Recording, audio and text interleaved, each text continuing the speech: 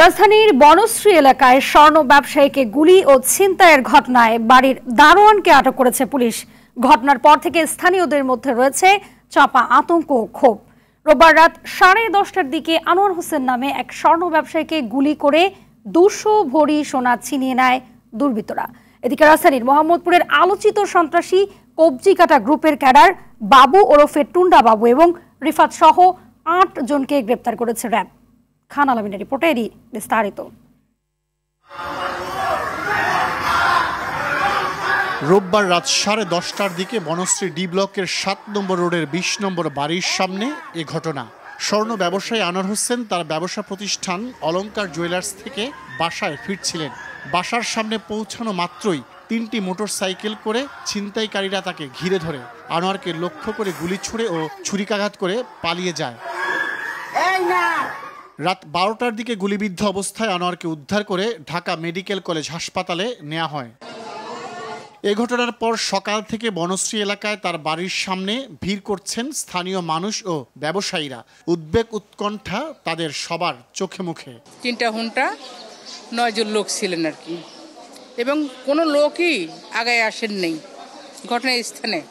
এটা 100% তার দায়িত্ব যে আমার এখানে ভাড়াইটা আমি তার গেটটা খুলে দিই, কিন্তু সে তো এই কাজটা করে নাই। এটা একটা সুযোগ পেয়েছে, যারা সুযোগ পেয়েছে তারা করতেছে, মাঝখানে কিছু করতেছে।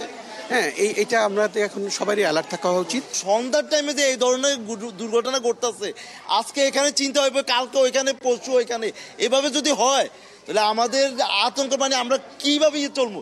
দ্রুত ছিনতাইকারীদের গ্রেফতারের দাবি জানিয়ে আনোয়ারের স্ত্রী জানান, গেট খোলার আকুতি শুনেও বাড়ির মালিক ও দারোয়ান কেউ সাড়া দেননি।